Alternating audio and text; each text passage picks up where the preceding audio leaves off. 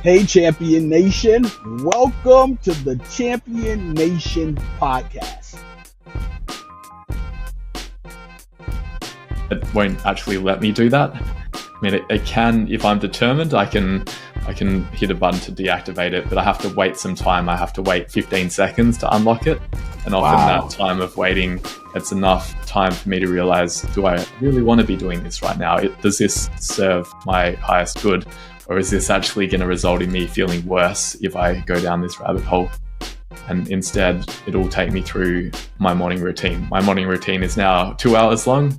Started with a 10-minute morning routine, and I've just been progressively adding a little bit more time each day. I wake up and I go for a run or a bike ride or a roller ski, and then I do some meditation, I do some journaling, do some writing on my book, and that ends up in me feeling really good about myself and the rest of the day. And that it seems a bit disconnected from distraction. Champion Nation, oh my gosh, I am so excited to have someone who actually lives on the other side of the world, from me at least. And I think in order for me to get there, I would have to fly from Atlanta to California around. I think that's the way I would have to fly to get to Melbourne, Australia.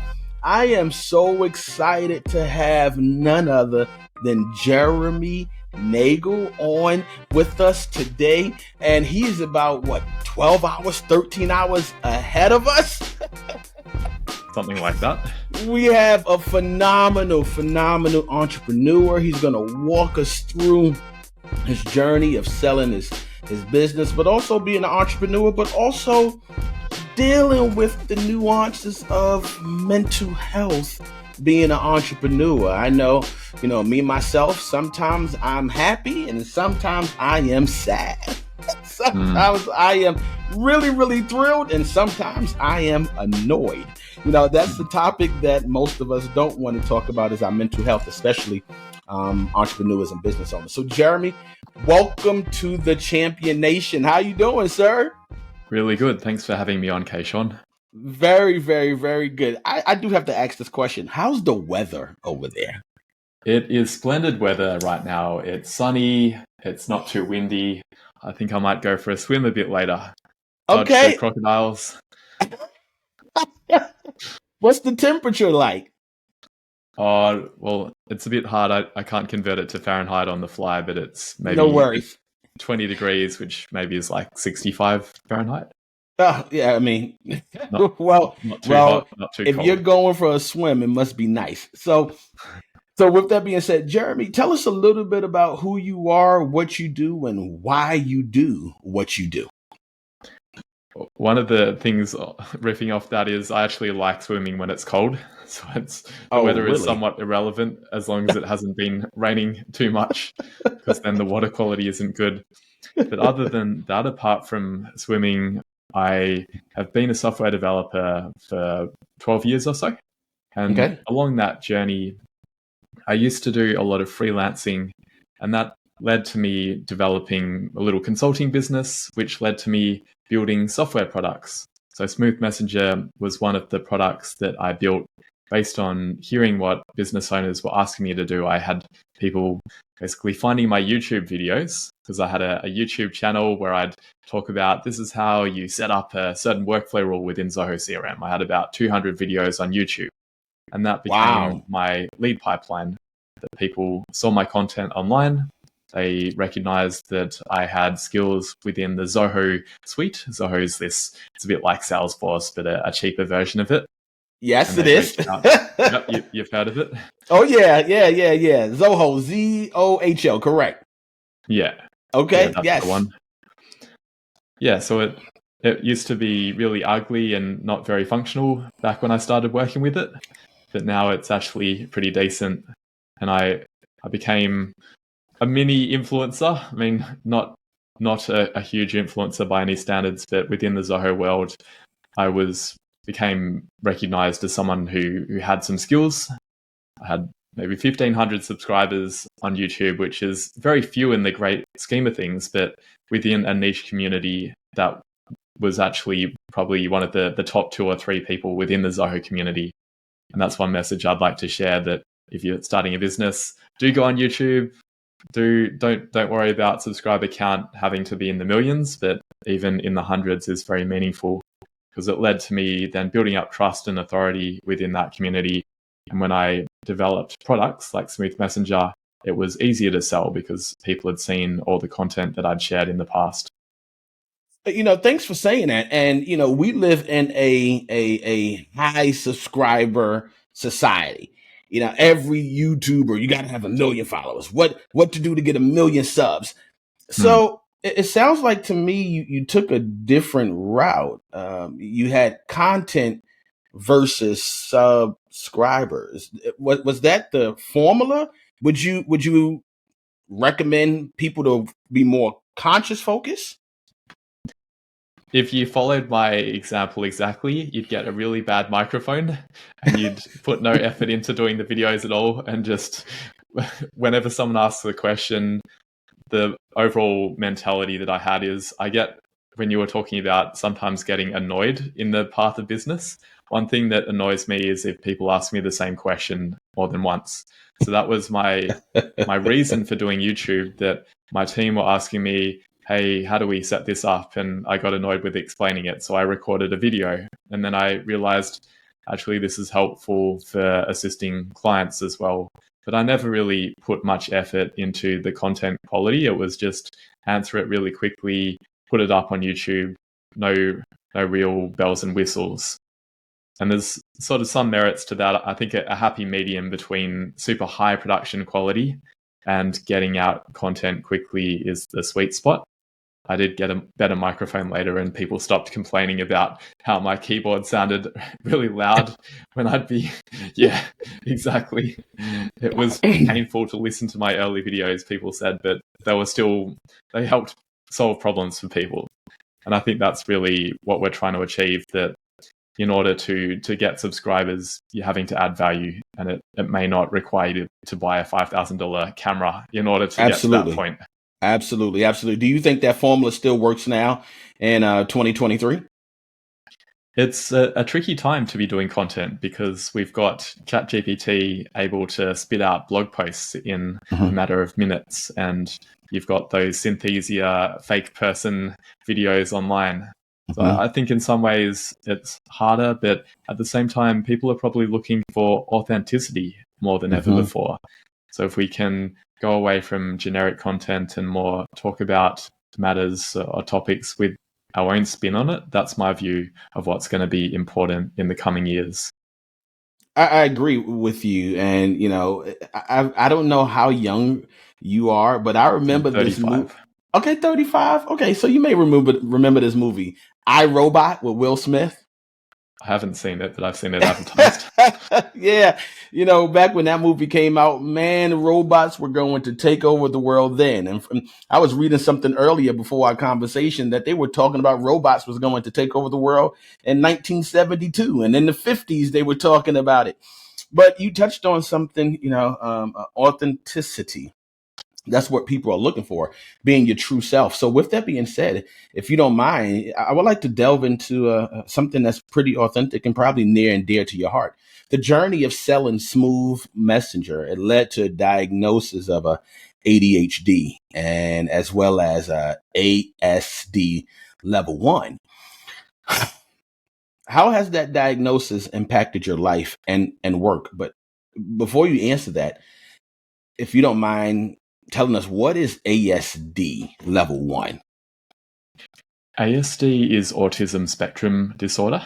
Okay. And the disorder part is an interesting point, because it's arguable that just like with ADHD, if we pathologize it, then we only look at the downsides of it, but there are some massive upsides. And we've got many famous entrepreneurs who were on the spectrum in some way, like Bill Gates, and Richard Branson was not necessarily autistic, but dyslexic. So yes, it's worth, before talking about some of the challenges, I just want to highlight that there are some special strengths, and a lot of entrepreneurs have ADHD. For me, the journey was something that began much earlier with the autism side, that I had always felt that I was quite different from my peers. I really didn't enjoy high school. I was the nerdy kid. I didn't really have that many friends, and I felt that I was a few years ahead academically and a few years behind socially. Sort of got better after university, where it was a bit okay. It was more okay to be nerdy, and I found my tribe. But it's something that I'd always struggled with a bit. And I got a pre-diagnosis of autism when I was 25.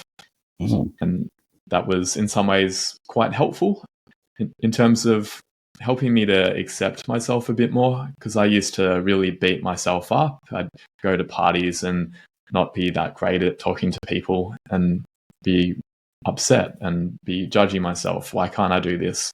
Why do I find it so hard to actually even follow a conversation with more than 3 people, especially in a loud environment? And I've come to accept that I don't actually have to do those things. I don't have to go and hang out in nightclubs. I don't have to put myself in really high noise and high stimulation environments, because I don't enjoy them. I can socialize if it's a more low-key environment where I really like being outdoors. Hanging out outside with a few people is really fun for me. But put me in a crowded room and I just want to run and get out of there. Right. No, thanks for sharing that. And at your age and my age, and even in your early 20s, it's knowing what you like and knowing what you don't like. You don't have to fit in. You don't have to fit in. So, for clarity's sake, was it at 25 that you realized when you got that diagnosis? Was it at that age where you realized, hey, hell, I don't have to fit in. I can do what I want? Or did it take place a little after that? It probably began at that point. There's still, I think more recently is when I've really come to step into my identity a bit more, because at 25, my life was still not that great. I had a lot of financial issues. I had problems with the previous business where I just tried to grow it too fast and ended up overextending and getting into a lot of credit card debt. So I was coming out at that time. I'd given up on the business essentially and gotten a job and started to pay back the debt. Not necessarily feeling that stable or grounded. And I didn't have a life partner at that point. So there was probably some feeling of still not fitting in and worrying that I wouldn't ever find friends or a loved one who I could be with. And it's probably the last 6 years or so where I got married and I've got some great friends and my career's gone very well, that I feel that I've found my path, and it's not the path that everyone follows, but it's a path that really works for me. I like how you said, you found your path. Speaking of finding paths, unfortunately, many of us go to the grave without finding our path. We get into a rut. We do the same old. And one of the reasons we do that, because of familiarity, we're afraid to try something different. And it's because of the challenges that we will face. Can you share more about the challenges you face with productivity and work-life balance? You talk about you have a life partner, but can you talk about the work-life balance before creating Focus Bear? And how did how did the app make a difference in your life? Yeah, sure. So I guess that repeated pathway, or the rut that you're talking about, for me was working until 9 o'clock every night. And that was an early night for me. I guess I spoke about the autism side. The ADHD side for me is that I just say yes to everything. I can be a very enthusiastic person on days where I'm feeling up, and then the next day I'm like, oh man, what have I agreed to?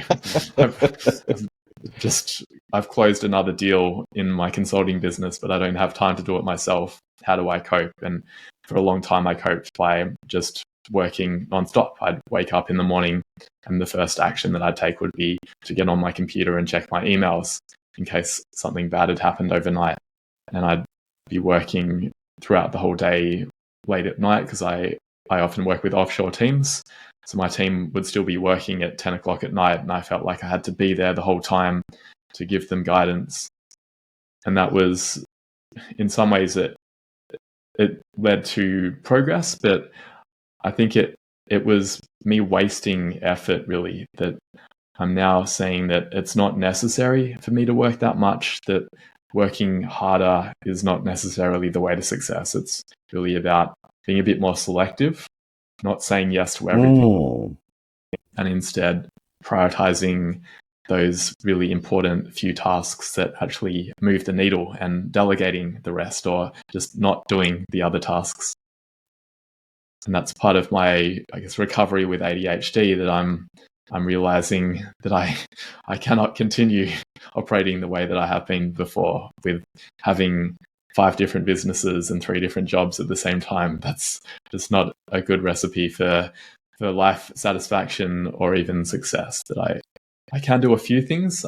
I think for me, I feel happier when I do have a few plates spinning. But I think 3 plates is a good number, not 10. No, not 10. If you look at a stove, there's only 4 burners. You shouldn't have no more than 4 plates on the stove at a time, and maybe something in the oven. Maybe something in the oven. That's a great analogy. Focus Bear, thank you. Focus Bear is designed for people with ADHD and ASD. Can you please chime in on specific features or strategies that the app employs to help users with these neurodivergent conditions? Yeah, I mean, the app I built originally before I was diagnosed with ADHD, I didn't realize that was the cause of it, but I basically built an app to try and stop myself from working like a maniac. So the idea was that I knew that I had a more effective and productive day if I began it with meditation and exercise. Yet, day after day, I would wake up and I'd go straight to my emails. It just had become a conditioned response, that the anxiety would well up within me when I woke up, and I'd quell it by going straight to my computer. And I wanted something that would block me from using my computer and my phone until I had done my meditation and my exercise. So I hired a developer on Upwork, and he built a Mac app for me that basically showed a big overlay over the screen so that I couldn't get to my email, and it had a countdown timer. Initially, I just wanted to do 5 minutes of exercise and 5 minutes of meditation. So that's not really enough in the overall scheme of things. It was more than I was doing. And I thought that if I could consistently do that for a few weeks, I'd probably feel a bit calmer. And to add more context, this was at the time that I was selling Smooth Messenger. So it was a very stressful time for me. I was still trying to keep the business going. And I had most of the customers in the US, which I was saying before the show started, that time zone wise, it's quite challenging from about, I think it's maybe March to September. Yes. I have to wake up at about 5 a.m. to have any meaningful overlap with people in the US, in New York. California's a bit better, but the East Coast is hard. So I was doing that. That was part of why I was looking at emails first thing, because I was legitimately getting emails at that time. And yeah, and then I'm also dealing with lawyers and accountants and negotiating with the company that bought Smooth Messenger. So it was very high stakes, and I wasn't feeling particularly calm. And I thought, if I could meditate, I reckon everything would go better. And it did. It's surprising what a difference even 5 minutes of meditation and a 5-minute run can make. I felt so much better doing that.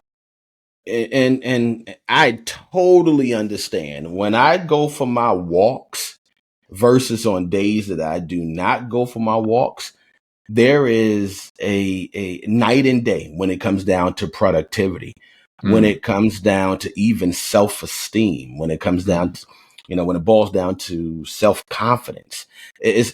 Those walks and the 20-minute meditation, clearing my mind before the day, it definitely sets the tone for the rest of the day. So I want to know why, and I'm sure our listeners and our viewers, they hear me talking about Focus Bear. Focus Bear, Smooth Messenger. What motivated you to create Focus Bear? Were there any particular moments or realizations that drove you to develop, a solution for improving habits and reducing procrastination? Yeah, some of the moments that led up to it was during COVID. I started doing some YouTube videos or exercise videos with a friend.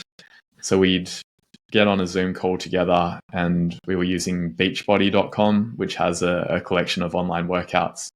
And I found that approach of having the video and the countdown timer, like you do, I don't know, a minute of push-ups. I found that overall experience of having the timer and having someone to do it with really helpful in actually meaning that I'd complete the workout.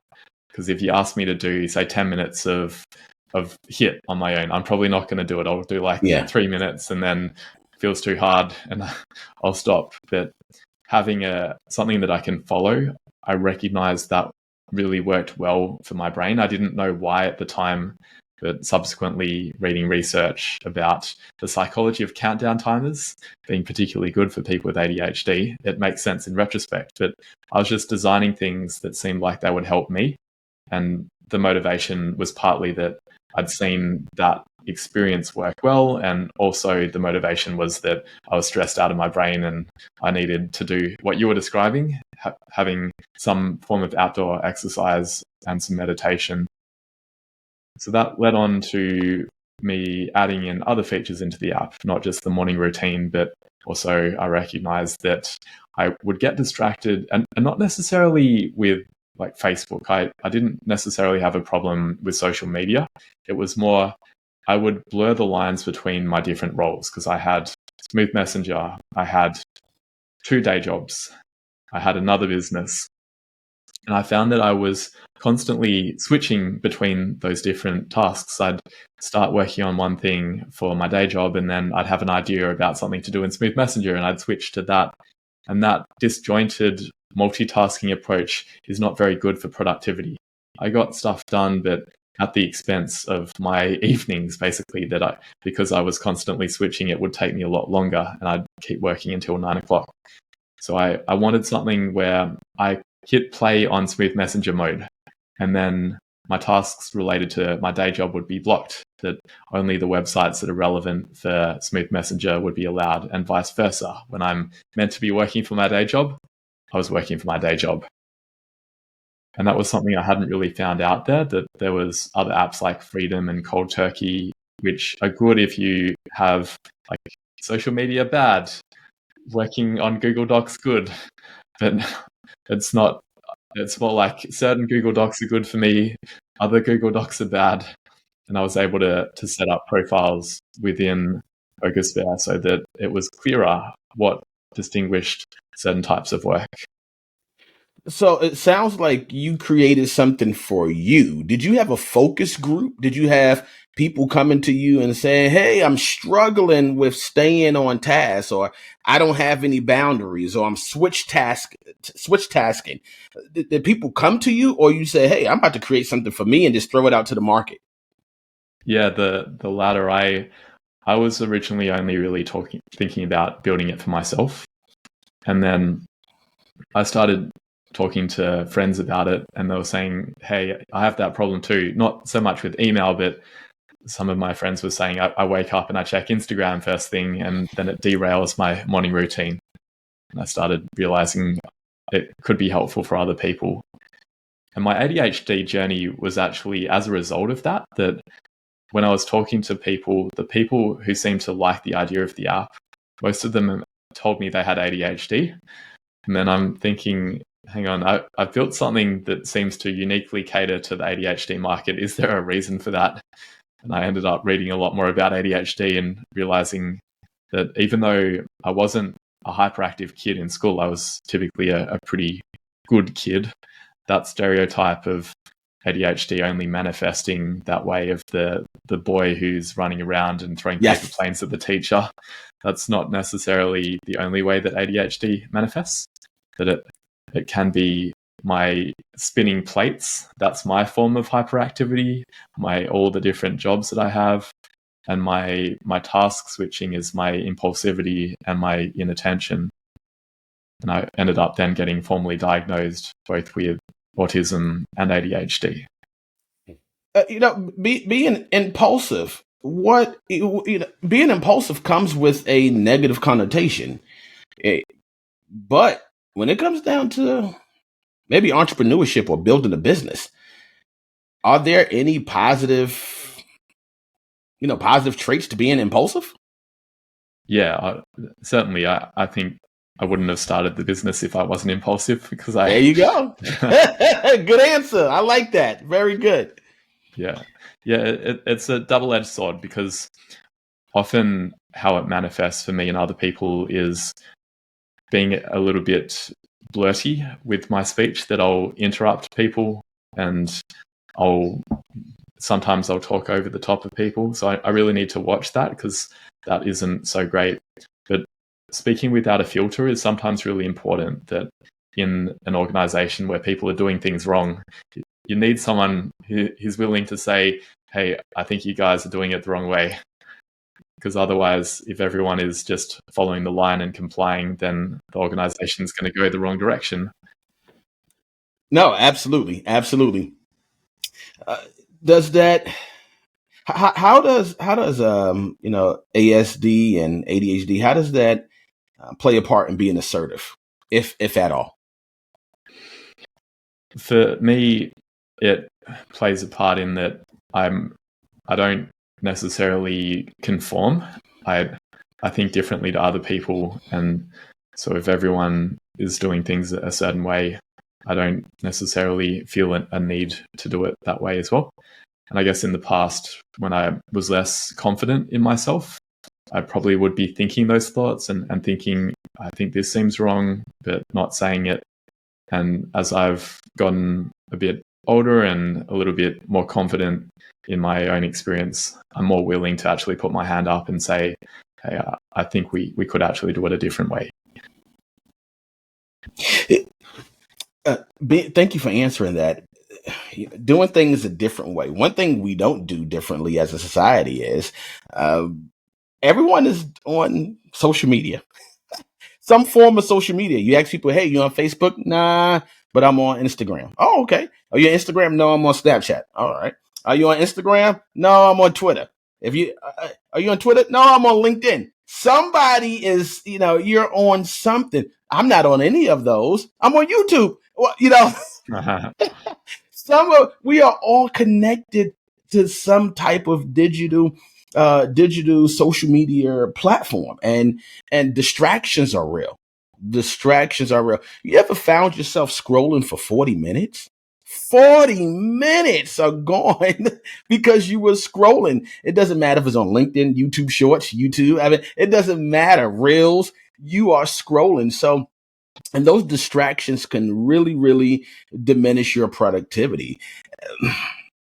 And a lot of us individuals in society, not just over here in America, we struggle with staying focused. Even if we are passionate about a dream or a goal or a specific topic, we still struggle to stay focused, especially when our phones start to ding. When that phone starts to ding, we grab it and try to figure out what's going on. How does Focus Bear address these common challenges with distractions? Do you shut the phone off, put it in D&D? Like, how does that work? Yeah, more or less. So the idea is, when you wake up in the morning, the phone is not really your friend at that point. And we try to make your phone your ally, that instead of being a source of distraction, where waking up and checking Instagram or checking the news, that was a problem for me. I'd wake up and doom scroll on news websites or email. Instead, it won't actually let me do that. I mean, it can, if I'm determined, I can hit a button to deactivate it, but I have to wait some time. I have to wait 15 seconds to unlock it. And often that time of waiting, it's enough time for me to realize, do I really want to be doing this right now? Does this serve my highest good? Or is this actually going to result in me feeling worse if I go down this rabbit hole? And instead, it'll take me through my morning routine. My morning routine is now 2 hours long. Started with a 10-minute morning routine, and I've just been progressively adding a little bit more time each day. I wake up and I go for a run or a bike ride or a roller ski, and then I do some meditation, I do some journaling, do some writing on my book, and that ends up in me feeling really good about myself and the rest of the day.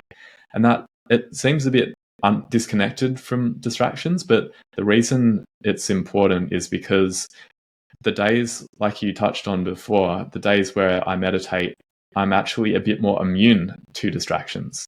And there's research supporting that when we have moments of mindfulness, then we're able to catch ourselves a bit more when we start going down those rabbit holes.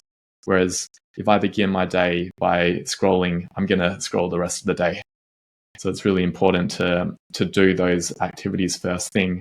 And then the other side of it is if you are working on something. So for example, if I've got a report to write, there's a button I press in Focus Bear and I tell it what I want to achieve. So I might say, work on this report for half an hour. And then we use AI to check whether a given website relates to that goal or not. So if I go to a website that has data that's related to the report that I'm writing, it's going to let me access it. But if I go and search for cat videos, then it's going to say, I don't think that's related to the report you're writing. Oh, wow. I like that. It's almost like a firewall. It puts something up to prevent. Wow, that is so cool. That is so cool. Your journey. I'm really interested in hearing about your journey, but I know our viewers and our listeners are interested to hear about your journey too, as an indie hacker and app developer. What are some of the key lessons or insights that you've gained about entrepreneurship, neurodiversity, and technology that you'd like to share with our listeners and viewers? I'll share one for each of those points. So in terms of entrepreneurship, one of the key lessons for me has been to follow Steve Blank's advice and get out of the building and talk to people. So I had with my earlier business ideas, a lot of them were ideas that were just about me, and I had tools that I was trying to build for myself. Like I had a carpooling startup for runners that I was building, and I didn't really talk to many people to check whether it was a good idea or not. I just started building it, and that can be okay. But I really like what Steve says, that you need to be spending more time talking to people up front and finding what problems they have rather than beginning initially by building it. And then there's also the lean startup approach, that you can build stuff after talking to people, but don't invest too much effort into building it. So that's a lesson that I've learned the hard way, that for some of my previous businesses, I spent a lot of time and money building things in a lot of depth, when actually it's better to do a really bad version initially and get some feedback on it. Yes, a prototype. Yeah, do a minimum viable prototype, absolutely minimum viable product, and then see if people will pay for it. And that worked really well with Smooth Messenger. That the idea for Smooth Messenger was not one that I had. It came from the people who were reaching out to me to do consulting. I had multiple people say, hey, can you build an SMS integration for me for Zoho CRM? And I did it manually the first time, and then manually again the second time. And then the third time someone asked me, I thought, okay, instead of copy pasting it, I can actually build a product here and I can put it on the marketplace. So that's a good rule of 3. Do it manually at least twice before you do it as a product or a service.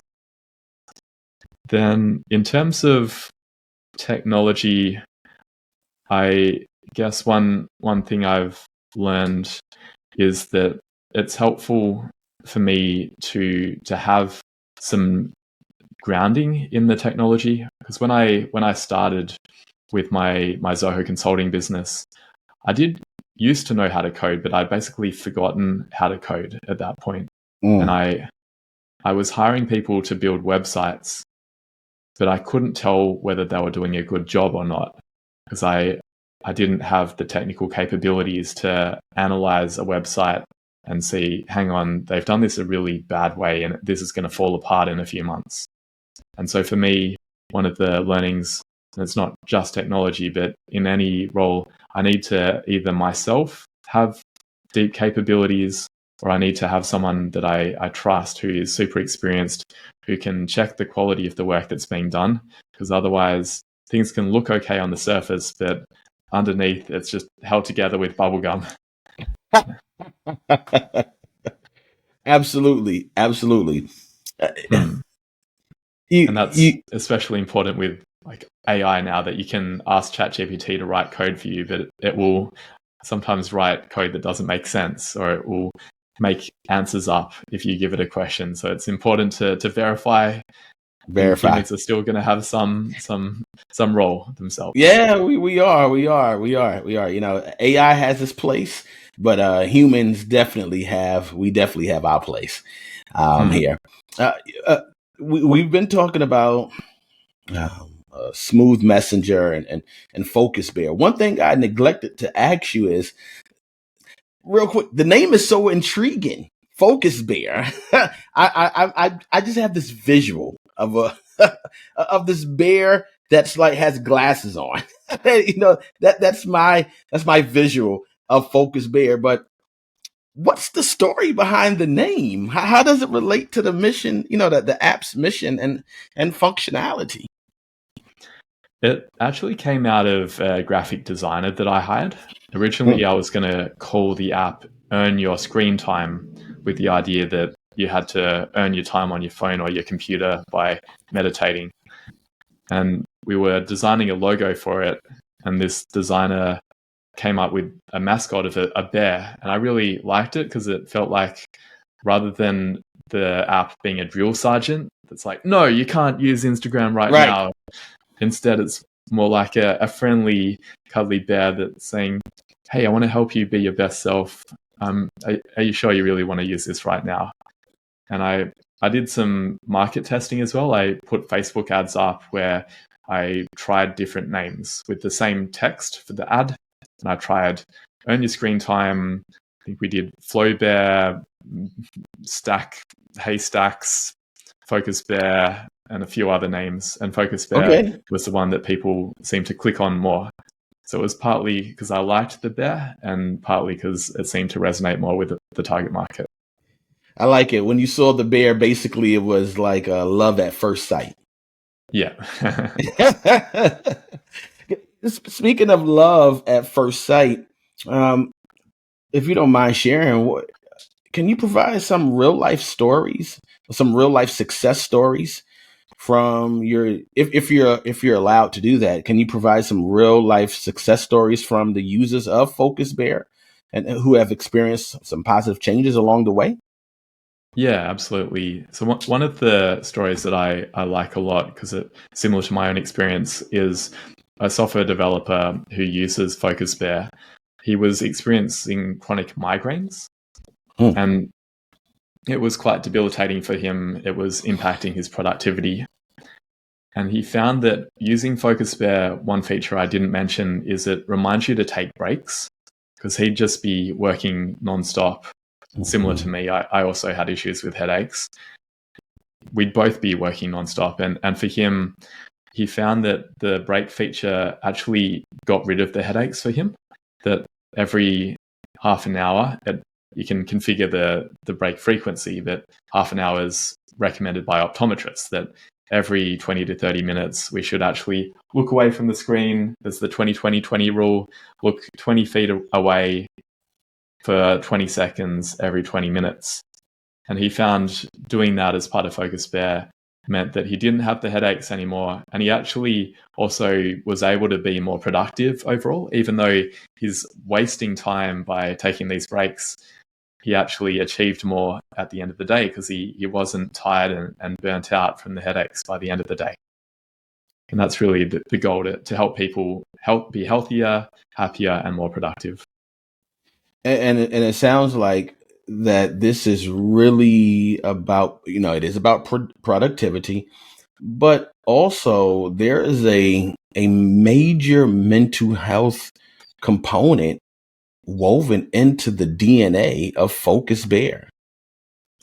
Yeah, I'd agree with that. I think there's a few ways that it helps in terms of meditation and exercise having proven benefits for combating anxiety and depression, but also sleep.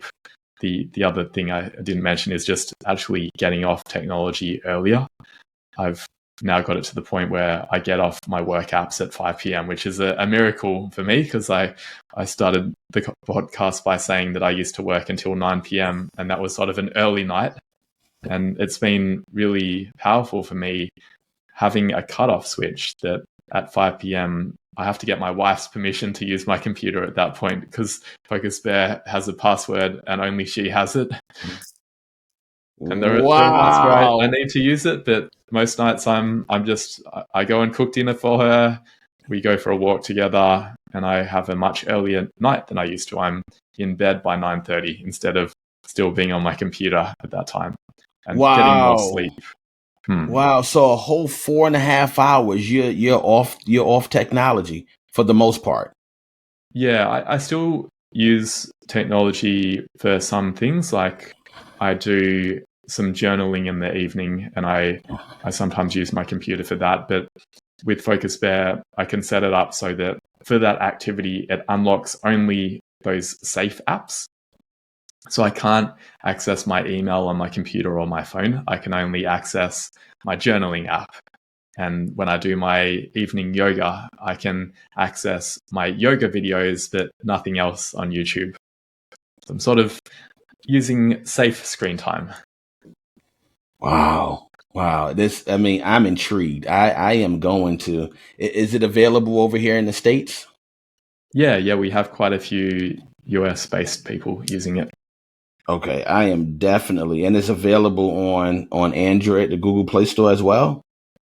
At the time that we're speaking right now, it's not yet on Google Play, but I can give you an early version of it, and potentially by the time this episode airs, it might be on Google Play by then. Yeah, please do, man. A week or two. I please, I would love to get on it and test it out, because I mean, getting off, I need to work on the discipline of getting off technology at least an hour before bed. Sometimes I go straight from the office to the bedroom to sleep, but it takes me about an hour and a half to fall off to sleep because my brain is so wound up. Last question. I have enjoyed this conversation, Jeremy. So much information, man. We can talk for hours. You have a wealth of information. I don't know if I will ever get to Australia. I would love to. I would love to, but from what I've seen on YouTube, man, those kangaroos are built like bodybuilders. My last question is, what does it mean to be a champion? You're fairly young. Well, you're 35. You've experienced a lot of things in your life up to this point. You've had some amazing challenges, and you had some even more amazing times where you have overcome those challenges. So please share, what does it mean to be a champion?